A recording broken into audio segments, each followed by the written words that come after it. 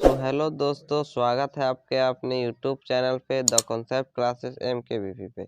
तो आज की इस वीडियो में हम लोग जानेंगे क्लास 8 के जो आपका साइंस बुक है उसका चैप्टर 1 के बारे में हम लोग आज विस्तार से जानेंगे, है ना।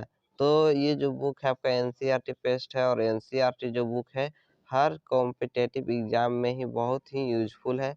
अगर आप किसी भी कॉम्पिटेटिव एग्जाम को तैयारी करते हैं ना, तो ये आपके लिए बहुत ही उपयोगी पुस्तक है।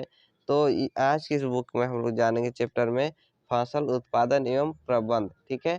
मतलब फसल उत्पादन एवं प्रबंध का मतलब है जिसमें फसल कैसे किया जाता था, आधुनिक में किया जा रहा है अभी जो, और पहले कैसे किया जाता था। और इसमें सिंचाई वगैरह के बारे में जानेंगे, फसल कितने प्रकार के होते हैं, कितने भाग में बांटा गया, ये सब जो है आपको इस चैप्टर में हम लोग जानेंगे। तो आप ये जान लीजिए जो साइंस का चैप्टर है क्लास 8 में, इसका टोटल जो है आपका चैप्टर 18 है, यानी कि 18 जो है आपका पार्ट है इसमें। और हम लोग सभी पार्ट पे डिस्कस करेंगे, हर वीडियो में एक एक चैप्टर के लिए हम लोग कंप्लीट करते जाएंगे, है ना। तो ये जो आपका फसल उत्पादन एवं प्रबंध है, इससे भी बहुत सारे क्वेश्चन जो है आपका इसमें एग्जाम में आते हैं। तो हम जो यहाँ पे बताएंगे नोट्स करते जाइएगा, जो ऑब्जेक्टिव क्वेश्चन भी होगा उसको हम यहाँ पे स्क्रीन पे बता देंगे, और आपको जो है यहाँ पे कुछ बता देंगे जो आपको नोट्स करना ही बहुत ज़रूरी है। तो हम लोग चलिए जो चैप्टर है इसके बारे में आज जानेंगे, स्टार्ट करते हैं। तो जैसे कि अध्याय 1 है जो आपका का रहा है, चैप्टर का जो नाम है फसल उत्पादन एवं प्रबंध, ठीक है। चैप्टर का क्या नाम है? फसल उत्पादन एवं प्रबंध। तो इसके बारे में हम लोग अब चलते हैं। जैसे कि दो मतलब किसी का नाम है, ठीक है, मान लीजिए। तो जैसे कि हम लोग पढ़ते हैं, ग्रीष्मावकाश में पहेली एवं बूझो अपने चाचा के घर गए, यानी कि दो के नाम है, एक पहेली एवं बूझो अपने चाचा के घर गए, ठीक है। उनके चाचा एक किसान है, जो इन दोनों के चाचा हैं क्या है? किसान है। एक दिन उन्होंने खेत में कुछ औजार देखे, जैसे कि खुरपी, दरांती, बेलचा, हल इत्यादि। इन्होंने जो था मतलब जो था औजार देखे, औजार जो देखे वो जो थे खुरपी, दरांती, बेलचा, हल इत्यादि जो थे, इन्होंने औजार देखा, ठीक है। अब आगे हम लोग चलते हैं। जैसे कि देखिए, मैं जानता हूँ कि हम इन औजारों का उपयोग कहाँ और कैसे करते हैं, यानी कि बोल रही है ना। मैं जानता हूँ कि हम इन औजारों का उपयोग कहाँ और कैसे करते हैं। जैसे कि आपको गया कुदारी हो गया, सबल, ये सब जो है हम लोग जानते हैं, किसान लोग खेत में इसका जो उपयोग करते हैं ना। तो आगे हम लोग जो है इसके बारे में पूरे डिटेल में हम लोग जानेंगे। जैसे कि यहाँ पे देखिए लिखा हुआ है कि आप पढ़ चुके हैं कि सभी सजीवों को भोजन की आवश्यकता होती है। अगर सभी सजीव अगर भोजन नहीं करेंगे तो जीवित रह पाएंगे? नहीं रह पाएंगे। तो जो है आप बोल रहा है कि आप पढ़ चुके हैं कि सभी सजीव को भोजन की आवश्यकता होती है। सही बात है, भोजन की आवश्यकता होती है। अगर आपको भोजन नहीं मिलेगा, है ना, तो आपको जो है ऊर्जा प्राप्त नहीं होगा। और जब ऊर्जा प्राप्त प्राप्त नहीं होगा तो आप किसी भी मतलब काम को नहीं कर सकते हैं। पढ़ाई भी आप नहीं कर सकते हैं ना, मतलब कुछ भी आप कर नहीं सकते हैं। भोजन अगर नहीं मिलेगा तो आप कुछ भी चीज़ नहीं कर पाएँगे, क्योंकि ऊर्जा ही नहीं मिलेगा तो आप कहाँ से कीजिएगा, है ना। तो आगे हम लोग चलते हैं। जैसे कि देखिए, पौधे अपना भोजन स्वयं बना सकते हैं। पौधे जो है अपना भोजन स्वयं बना सकते हैं, ठीक है। तो आगे हम लोग जैसे कि चलते हैं, यहाँ पे दिया हुआ है, क्या आपको याद है कि हमारे पौधे अपना भोजन किस प्रकार संश्लेषित करते हैं? जो भोजन मतलब कह रहा है कि पौधे अपना भोजन किस प्रकार द्वारा संश्लेषित करते हैं। तो यानी जो पौधे जो अपना भोजन प्रकाश संश्लेषण द्वारा संश्लेषित करते हैं। आप क्लास 7 में ही पढ़ चुके होंगे भोजन कैसे पौधे प्राप्त करते हैं ना। तो पौधे जो भोजन प्रकाश संश्लेषित द्वारा जो है संश्लेषित करते हैं। मनुष्य सहित सभी जंतु जंतु भोजन बनाने में असमर्थ हैं। जो मनुष्य है ना, मनुष्य सहित सभी जंतु भी जो है आपको भोजन बनाने में असमर्थ है, यानी कि भोजन वो खुद नहीं बना सकते हैं, दूसरे पे भी आश्रित होते हैं। जैसे देखिए यहाँ पे, तो जंतु के भोजन का स्रोत क्या है, यहाँ पे पूछ रहा है जंतु का भोजन का स्रोत क्या है। अब हम लोग आगे चलते हैं। जैसे कि जो है चैप्टर में एक एक करके टॉपिक, हर टॉपिक पे पूरे डिटेल में तो अभी समझाया जा रहा है। आगे टॉपिक जो आपका शुरू रहते हैं यहाँ पे जो है इसी तरह हम लोग जानेंगे, फिर टॉपिक में जाएंगे तो वहाँ पे भी हम लोग टॉपिक के अच्छे से विस्तार रूप से जानेंगे। परंतु हम भोजन ग्रहण ही क्यों करते हैं। यहाँ पूछ रहा है कि भोजन ग्रहण ही क्यों करते हैं। तो यहाँ पे जैसे दिया हुआ है, आप जानते ही हैं कि सजीव भोजन से प्राप्त ऊर्जा का उपयोग विभिन्न जैविक प्रक्रम जैसे पाचन, श्वसन एवं उत्सर्जन के संपादन में करते हैं। हम अपना भोजन पौधे अथवा जंतुओं या दोनों से ही प्राप्त करते हैं। यह पूछ रहा है कि हम भोजन ग्रहण ही क्यों करते हैं। तो भोजन ग्रहण की तो पहला है कि आपका ऊर्जा ही मिलता है ना। तो यहाँ पे जैसे देख रहे हैं पाचन, श्वसन एवं उत्सर्जन के संपादन में करते हैं। ठीक है, हम अपना भोजन पौधे अथवा जंतुओं या दोनों से ही प्राप्त करते हैं। अब यहाँ पे देखिए एक दिया हुआ है कि क्योंकि हम सभी को भोजन की आवश्यकता होती है, अतः हम अपने देश के इतने अधिक लोगों को भोजन किस प्रकार उपलब्ध करा सकते हैं। ये जो है आपका क्वेश्चन है, इसके बारे में हम लोग आगे जानेंगे। तो यहाँ पर जो दिया हुआ है इधर, इसको हम लोग पढ़ेंगे। जैसे कि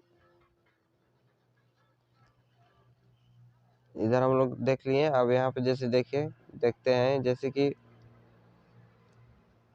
भोजन का बड़े स्तर पर उत्पादन करना आवश्यक है। बोल रहा है भोजन का बड़े स्तर पर उत्पादन करना आवश्यक है। जैसे कि देखिए एक विशाल जनसंख्या को भोजन प्रदान करने के लिए इसका नियमित उत्पादन, उचित प्रबंध एवं वितरण आवश्यक है। अब यहाँ पे देखिए टॉपिक जो है आपका फर्स्ट है कृषि पद्धतियाँ। ठीक है, कृषि पद्धतियाँ के बारे में हम लोग जानेंगे। अब जैसे कि देखिए लगभग 10,000 ईसा पूर्व तक मनुष्य घुमंतु थे। मतलब जो मनुष्य थे है ना, घुमंतु का मतलब है इधर उधर घूमते चलते थे, कोई अस्थायी स्थान पे वे नहीं रहते थे। वे एक स्थान से दूसरे स्थान तक भोजन एवं आवास की खोज में समूह के विचरण करते रहते थे। जो थे मनुष्य भोजन और अस्थायी आवास के लिए जो थे अपना घूमते, मतलब समूह में विचरण करते थे। वे कच्चे फल और सब्जियां खाते थे और उन्होंने भोजन के लिए जंतुओं का शिकार करना प्रारंभ किया। वो जो थे पहले जो थे मनुष्य कच्चे फल खाते, उसके बाद जो थे जंतुओं का शिकार करना प्रारंभ कर दिए, है ना। तो अब यहाँ देखेंगे हम लोग, प्रारंभ करने के बाद जो है आपका कालांतर में खेती कर चावल, गेहूं एवं अन्य खाद्य फसलों को उत्पादित कर सके। इस प्रकार कृषि का प्रारंभ हुआ।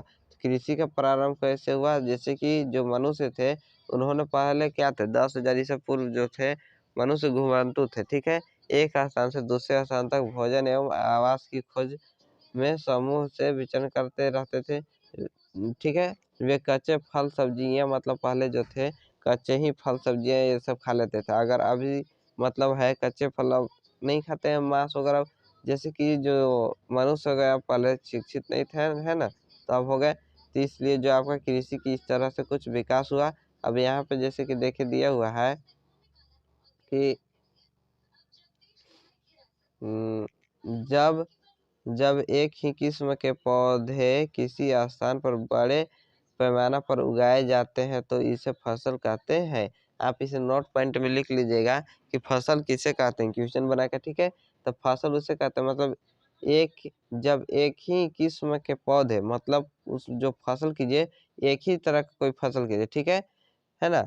ये किसी स्थान पर बड़े पैमाने, यानी कि मतलब छोटे जगह पर नहीं, कुछ बड़े पैमाना होना चाहिए, बड़े जगह होना चाहिए, स्थान होना चाहिए, है ना। स्थान पैमाने पर उगाए जाते हैं तो इसे क्या कहते हैं, फसल कहते हैं।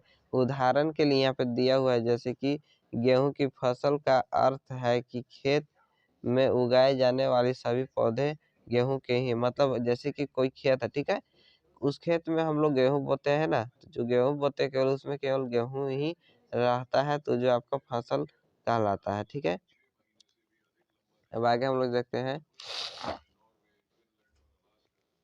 आप जानते ही हैं कि फसलें विभिन्न प्रकार की होती है। जो फसल है एक प्रकार के नहीं होते, विभिन्न प्रकार के होते हैं, है ना, आप देखिए होंगे। और जैसे कि अन्य सब्जियां एवं फल जिस मौसम में यह पौधे उगाए जाते हैं उसके आधार पर हम फसलों का वर्गीकरण कर सकते हैं। यानी कि मौसम, हाँ ऐसा नहीं है कि मतलब जो है 12 मंथ है ना, ठीक है, 12 महीना में केवल एक ही फसल नहीं उगाए जाते हैं। हर मौसम में मतलब मौसम बदलते जाता है तो फसल भी बदलते जाते हैं। लेकिन कुछ ऐसे फसल है जो 12 महीना मतलब 12 मतलब जो है 12 मंथ ही आपको जो है फसल लगाए जाते हैं। ठीक है, हम लोग चलते हैं। जैसे कि यहाँ पे दिया हुआ है भारत एक विशाल देश है। यहाँ ताप, आर्द्रता और वर्षा जैसी जलवायु परिस्थितियाँ एक क्षेत्र से दूसरे क्षेत्र में भिन्न है।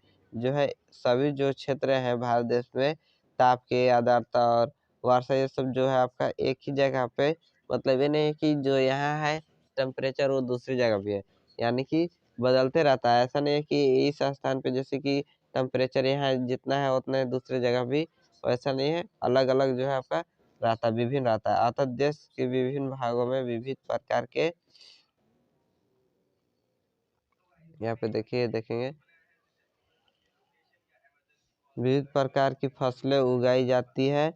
इस विधि के बावजूद मोटे तौर पर फसलें को दो वर्गों में बांटा जा सकता है। वे इस प्रकार है, जो फसल है उसको दो वर्गों में बांटा जा सकता है। वो कौन कौन है? तो एक जो है आपका यहाँ पे दिया हुआ है खरीफ फसल, और एक जो आपका रबी फसल। ठीक है, तो आपका जो एग्जाम होता है ना, आपको हम बहुत डिटेल में ही जो है आपको बताते चलेंगे। तो अभी शुरू है ना, प्रारंभ किया गया है।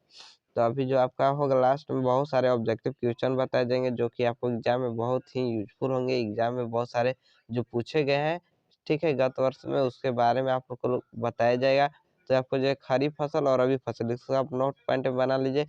अगर आप इस चैनल के माध्यम से अगर वीडियो देखते हैं तो मेरा कहना है कि आप कॉपी और कलम लेके ही साथ में बैठे, ताकि हम जो भी नोट पॉइंट लिखवाएं आप लिख ले, और आप किसी भी तरह के मतलब कोई भी क्वेश्चन का आप जवाब दें। चैप्टर के हर मतलब पॉइंट के जो है ना, आपका हम क्वेश्चन जो है आपका पूरा डिटेल में ही लिखवा के चलेंगे। एक क्लास करते हैं, क्लास होता है जो कि आपको उस क्लास में दिया जाएगा केवल ऑब्जेक्टिव क्वेश्चन और सब्जेक्टिव क्वेश्चन है ना, जो कि आपको एग्जाम में ही पूछा जाएगा। और उसमें 100% है कि मतलब उस क्वेश्चन में से जो आपका अधिक से अधिक क्वेश्चन ही उसमें पूछा जाएगा। हम इतना जो आपका एग्जाम में कॉन्फिडेंस देंगे कि आप A+ ही सब में ला सकते हैं। अगर आप पढ़ाई करते हैं तो रिजल्ट तो आपका ही अच्छा ही होगा। तो आपको जो है यहाँ पे हम लोग जानेंगे खरीफ फसल क्या है ना। वह फसल जिन्हें वर्षा ऋतु में बोया जाता है खरीफ फसल कहलाती है। यानी कि कहने का मतलब है कि फसल जो है वर्षा ऋतु में बोया है, यानी कि वर्षा ऋतु में वर्षा के समय जो आपको बोया जाता है वो आपका क्या होता है? खरीफ फसल कहलाती है। अब हम लोग जानेंगे भारत में वर्षा ऋतु सामान्यतः जून से सितंबर तक होती है।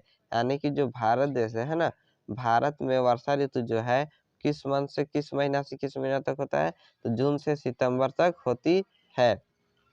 अब यहाँ पर देखिए धान, मक्का, सोयाबीन, मूंगफली, कपास इत्यादि खरीफ फसलें हैं। आपको मिल जाएगा कि खरीफ फसल, निम्न में खरीफ फसल क्या है? 4 ऑप्शन मिल जाएगा। 4 ऑप्शन में से 3 अलग हो जाएगा, और एक जो है आपका, यानी कि जून से सितंबर माह में जो भी मतलब आपका जो होता है बोया जाता है, वो अगर रहेगा आपको ये जो खरीफ फसल है, आपको ये जो आप इसको जो समझ लेंगे तब जो उसको आप टिक कर सकते हैं, आपका आंसर जो होगा सही होगा।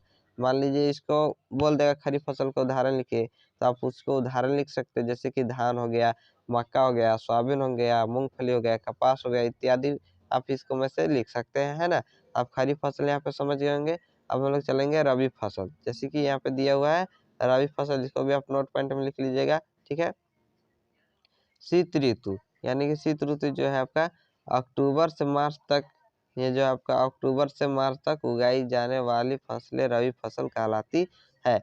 रबी फसल जो है आपका, यहाँ देखिए खरीफ फसल जो है जून से सितंबर तक, ठीक है, और जो आपका रबी फसल है अक्टूबर से मार्च तक उगाई जाती है ना। तो ये जो रबी फसल है अक्टूबर से मार्च तक उगाई जाने वाली फसल जो है आपको क्या कहलाती है? तो रबी फसल कहलाती है। जैसे कि यहाँ पे देखिए उदाहरण में दिया हुआ है आपका रबी फसल के उदाहरण में। देखिए यहाँ पे जैसे दिया हुआ है गेहूं, चना, मटर, सरसों, अलसी रबी, अलसी रबी है ना फसल के उदाहरण है। मतलब जो ये जो है आपका रबी फसल के उदाहरण है। अब यहाँ देखिए इसके अलावा कई स्थान पर दालें और सब्जियां ग्रीष्म में उगाई जाती हैं। मतलब इसके अलावा भी जो आपका ग्रीष्म में जो है आपका दाल सब्जियां ये सब जो आपका उगाई जाती है। अब हम लोग चलते हैं आगे जो आपका आधारित फसल पद्धतियाँ, जैसे कि यहाँ पे दिया हुआ है आधारित फसल पद्धतियाँ। धान को शीत ऋतु में क्यों क्यों नहीं उगाया जा सकता है। जो धान है उसको शीत ऋतु में मतलब जो है क्यों नहीं उगाया जाता है, आपको क्वेश्चन पूछ रहा है। तो यहाँ पे देखिए जैसे कि दिया हुआ है धान को बहुत अधिक पानी की आवश्यकता होती है, अतः इसे केवल वर्षा ऋतु में ही उगाते हैं। जो आपका धान है ना, धान जो है आपका धान जो है शीत ऋतु में नहीं उगाया जा सकता है।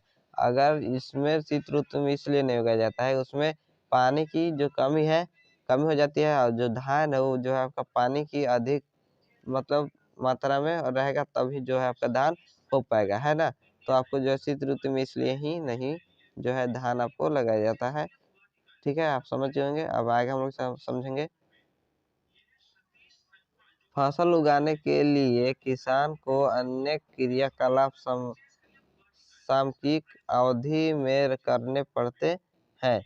आप देखेंगे कि यह क्रियाकलाप उस प्रकार के हैं जिनका उपयोग माली अथवा आप सजावटी पौधे उगाने के लिए करते हैं। ये क्रियाकलाप अथवा कार्य कृषि पद्धतियाँ जो आगे दिए गए हैं। आगे हम लोग यहाँ पे देखते हैं।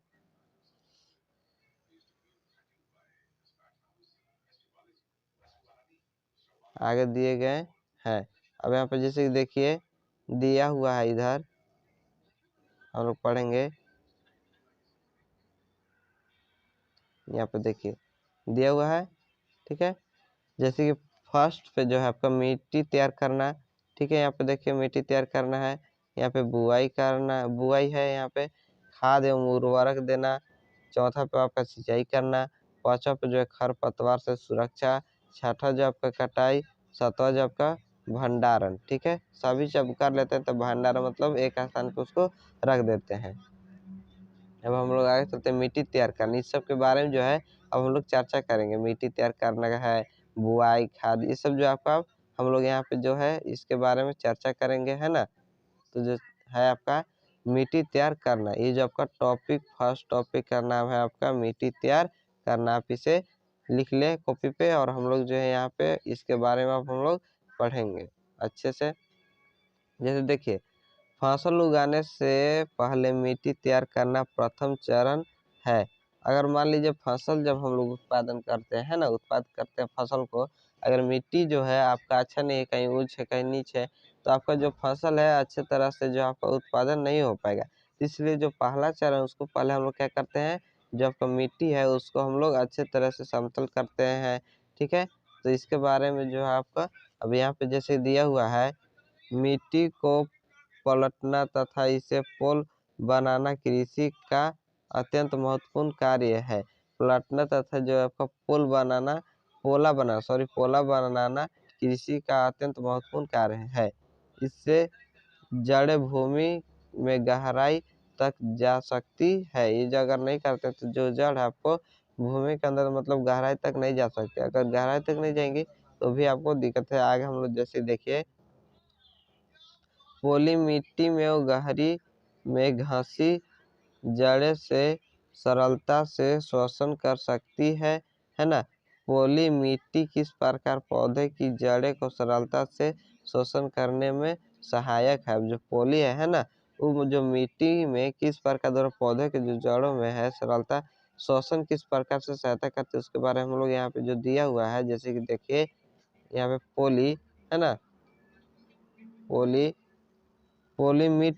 मिट्टी में रहने वाली केंचुआ और सूक्ष्मजीवों की वृद्धि करने में सहायक करती है, जो आपको है पोली, है ना। मिट्टी में रहने वाली केचुआ, जैसे केचुआ का आप लोग देखे होंगे, है ना। जैसे केचुआ और सूक्ष्मजीव मतलब जो होते हैं बहुत ही छोटे होते हैं, है ना। उसको आप नंगी आंखों से नहीं देख सकते हैं, ठीक है।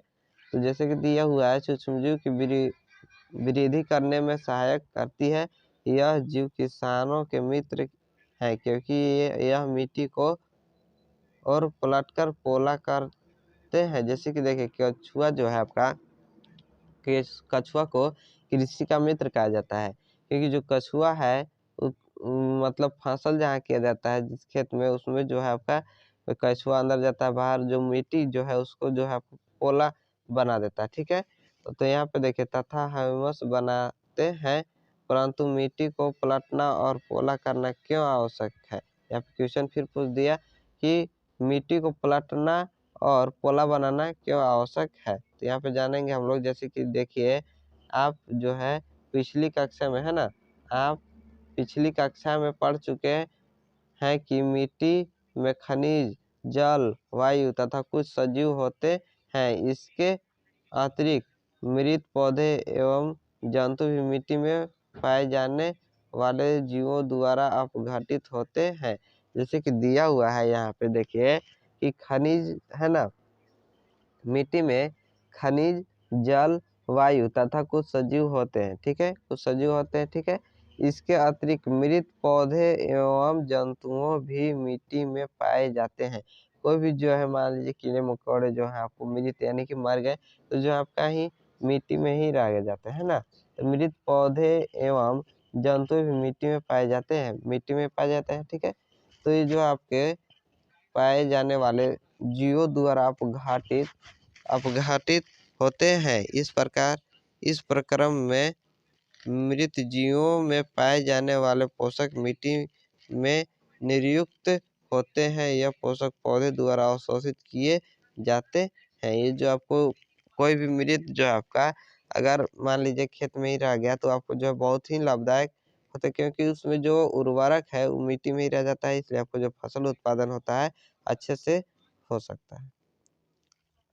अब हम लोग आगे चलते हैं। यहाँ पे देखिए, जैसे कि दिया हुआ है,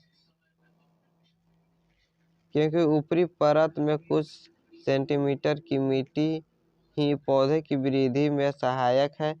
इसे उलटने पलटने और पोला करने से पोषक पदार्थ ऊपर आ जाते हैं और पौधे इन पोषक पदार्थ का उपयोग कर सकते हैं। जैसे कि यहाँ पे पूछा था पर क्वेश्चन में कि मिट्टी को पलटना क्यों जरूरी है। तो मिट्टी को हम लोग इसलिए पलटना, पोला या बनाते हैं, जो कोई भी मृत जो जीव जंतु पौधे जो है उसके मिट्टी के अंदर जो रह जाते हैं, तो उनको मिट्टी को अगर पलटते हैं तो जो जीव मृत वाला जीव है वो जो थे उनका ऊर्जा जो होगा अंदर जो रह गया वो बाहर आ जाता है, जिस कारण जो आपका फसल जो होगा उत्पादन अच्छे से होगा। अतः मिट्टी को उलटना पलटना एवं पोला करना फसल उगाने के लिए अत्यंत महत्वपूर्ण है। फसल को मतलब अच्छे से उत्पादन करने के लिए जो है मिट्टी और पोला को उलटना पलटना बहुत ही अत्यंत महत्वपूर्ण है। अब हम लोग आगे चलते हैं। जैसे कि देखिए, यहाँ पे देखिए दिया हुआ है, जैसे कि मिट्टी को उलटने पलटने एवं पोला करने की प्रक्रिया जुताई कहलाती है। जैसे कि जुताई, ठीक है, जुताई क्या कहलाती है। तो जैसे कि पहले जो था आपका, यानी कि बैल के द्वारा जो था आपका, उसको मिट्टी को मतलब जो है खेत को उसको जुताई करते थे। लेकिन अब आधुनिक मतलब देखिए तो आपको बहुत सारे अनेक के मशीन हो गए हैं, जैसे ट्रैक्टर में कुछ फिट करके होता है, कुछ मतलब ऐसे बहुत सारे अब जो है आपका जो आपका मशीन है, यानी कि आधुनिक आ गए हैं मशीन। तो यहाँ पे जैसे कि देखिए, मिट्टी उलटने पलटने एवं पोला करने की प्रक्रिया जुताई कहलाती है। जुताई के बारे में जो हम आगे इसी चैप्टर में अच्छी तरह से समझेंगे, दिया हुआ है नीचे पे, है ना। तो यहाँ पे देखिए, जैसे कि दिया हुआ है, इस हलचला करते हर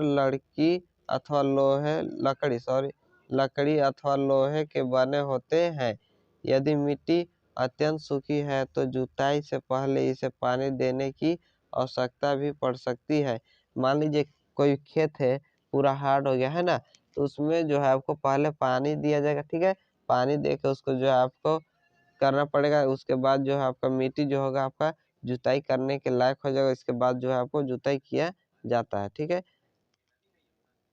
जोते हुए खेत में मिट्टी के बड़े ढेले भी हो सकते हैं। इन्हें एक पाटल की सहायता से तोड़ना आवश्यक है। एक पाटल होता है, अगर मान लीजिए कोई खेत है, खेत में अगर बड़ा-बड़ा जो आपका वो हो जाता है, निकल जाता है, अगर बड़े-बड़े ढेले टाइप के, तो उसको पाटल द्वारा जो है उसको तोड़ना आवश्यक है। अगर उसको नहीं तोड़ेंगे तो उसमें बीज नहीं जाएगा, तो उसमें भी जो है आपका अनाज नहीं उत्पादन होगा।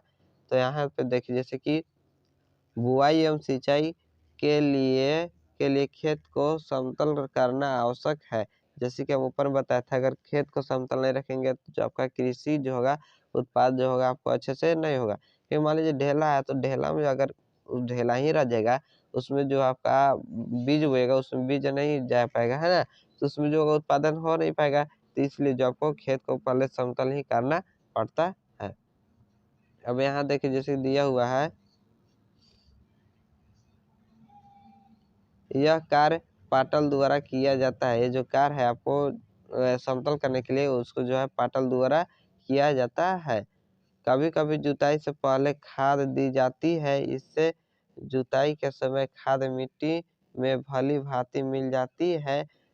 यानी जो है जब जुताई होता है तो जुताई से पहले ही खाद दी जाती है। क्यों दी जाती है? तो जो खाद है, जब हम लोग खेत को जुताई करते हैं, है ना, तो उसमें जो खाद है, मिट्टी उलट-पलट जब होता है तो जो खाद है अच्छे से मिल जाती है, ठीक है। तो जो आपको अच्छे से फसल जो है उत्पादन करने में सहायक है। बुआई से पहले खेत में पानी दिया जाता है। बुआई से पहले ही खेत में जो आपको पानी भी दिया जाता है। अब हम लोग आगे चलेंगे। कृषि औजार, यहाँ पे जो टॉपिक है आपको दिया हुआ है कृषि औजार। जैसे कि हम पढ़े कृषि के बारे में ऊपर, अब यहाँ दिया कृषि औजार। अच्छी उपज के लिए बुआई से पहले मिट्टी को भुरभुरा करना आवश्यक है। अगर आपको कृषि अच्छे से करना है, फसल उत्पादन अगर आपको अच्छे से करना है, तो पहले जो मिट्टी को भुरभुरा, यानी कि जो मिट्टी है उसको भुरभुरा बना लेना है, ठीक है। यह कार्य अनेक औजारों से किया जाता है। यह जो भुरभुरा करना है उसको अनेक मतलब औजार से किया जाता है। जैसे कि आप अभी पढ़े कुदार वगैरह हो गया, पटल है, सब जो आपको जैसे कि पीछे अभी यहाँ पे बताया, हल, कुदाली एवं कल्टीवेटर इस कार्य में उपयोग के लिए जाने वाले प्रमुख औजार हैं। जो मिट्टी को अच्छे से उपज मतलब बनाने के लिए जो है आपको ये सब जो है आपका समतल भुरभुरा करने में आपको हो गया, कुदाली हो गया, कल्टीवेटर हो गया, इस कार्य में उपयोग किए जाने वाली प्रमुख औजार है। अब हम लोग जो है आगे चलेंगे। जैसे कि देखिए यहाँ पे दिया हुआ है, किसान जो है बैल के द्वारा जो है आपको यहाँ पे हल जोत रहा है ना। यहाँ पे देखिए फिगर में हल यहाँ पे दिया हुआ है, सपट है इसका, ये जो आपका सपट है, यहाँ पे जो है आपका जोत है, सभी फिगर में दिया हुआ है। ये जो आपका यहाँ पे दिया हुआ है आपका, यहाँ पे है ना, इसको फल बोलते हैं, ठीक है। इसको भी यहाँ से देखिए, जो फिगर आपका हल के है। अब हम लोग यहाँ पे जैसे कि देख लिए, पढ़ लिए औजार है, फिगर भी देख लिया। अब हम लोग आगे चलते इधर। जैसे कि देखिए कृषि के औजार के बारे में औजार हो गया। अब हम लोग चलते हैं यहाँ पे देखिए हल। यहाँ पे हल के बारे में हम लोग डिस्कस, जैसे कि हल के बारे में जानेंगे। जैसे कि देखिए हल क्या है ना। तो यहाँ पे देखिए हल के बारे में हम लोग जानेंगे।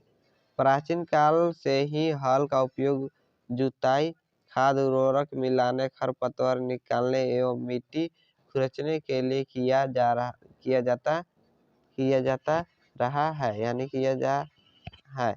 जैसे कि देखिए प्राचीन काल से ही मतलब पहले से ही हल का उपयोग जुताई, ठीक है, जुताई, खाद, उर्वरक मिलाने, खरपतवार निकालने एवं मिट्टी खुरचने के लिए किया जाता रहा है, मतलब अभी तक भी किया जा रहा है। यह औजार लकड़ी का बना होता है, जिसे बैलों की जोड़ी अथवा अन्य पशुओं घोड़े ऊंट की सहायता से खींचे जाते हैं। यानी कि आप जैसे देखें पहले जो था है ना, उसमें बैल वगैरह को इसमें लगाया जाता था, है घोड़े ऊंट वगैरह को, है ठीक है। तो उसको जो है लगाया जाता था, उसके द्वारा जो आपको खेत को जुताई किया जाता था। लेकिन अब जो ऐसा नहीं है, बहुत ही मतलब आधुनिक जो है आ गया। अब जैसे कि ट्रैक्टर वगैरह द्वारा जो आपका आगे मिलेगा कैसे किया जाता है। अभी आप देखिए, इससे लोहे की मजबूत तिकोनी पत्ती होती है जिसे फाल कहते हैं। यहाँ पे जैसे कि फिगर में देखा है, ठीक है। फाल किसे कहते हैं? जो तिकोनी, यानी कि जो यहाँ पे जैसे फिगर फिर से हम दिखा दे रहे हैं। फाल जो आपका यहाँ पे देखिए, यहाँ पे देखिए, ठीक है। यहाँ पे तिकोनी जो यहाँ पे फाल यहाँ पे लिखा हुआ है, चिन्हित किया हुआ है, वही जो आपका यहाँ पे फाल के बारे में बता रहा है। यहाँ पे देखिए फाल कहते हैं, तो इसको आप लिख लीजिए नोट पॉइंट में। फाल किसे कहा जाता है, उसका जो फिगर है वो आप भी बना लीजिए। तो यहाँ पे फाल के बारे में हम लोग समझ गए। फाल कहते हैं, हल का मुख्य भाग लंबी लकड़ी का बना होता है जिसे हल शेफ्ट कहते हैं। जो हल का जो है मुख्य जो है आपका लकड़ी का बना होता है। जैसे कि देखिए फिगर, फिर देखिए लकड़ी का बना हुआ है, ठीक है। इसी को बोलते हैं हल शाफ्ट।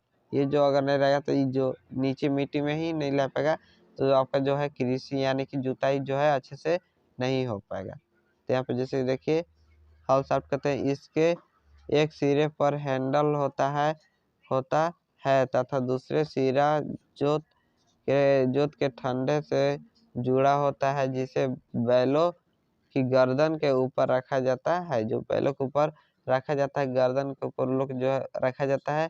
एक जोड़ी बैल एक एक आदमी इसे सरलता से चला सकता है। जैसे चित्र में दिया हुआ है, एक जोड़ी बैल है, ठीक है, और उसको जो है एक व्यक्ति, एक किसान जो है उसको चला रहा है, ठीक है। तो आगे हम लोग चलते हैं। जैसे कि देखिए दिया हुआ है कि यहाँ पे आदमी सरलता से, जैसे देखिए आजकल आजकल लोहे के हल तेजी से देसी लकड़ी के हल की जगह ले रहे हैं। यहाँ पे जो है आजकल लोहे के हल तेजी से देसी लकड़ी के हल की जगह ले रहे हैं। अब यहाँ देखिए, अब हम लोग पढ़ेंगे कुदाली के बारे में। कुदाली जो आपका ये भी जैसे किसान का जो है आपको कुदाली भी बहुत ही उपयोगी है। यहाँ पे देखिए पढ़ेंगे।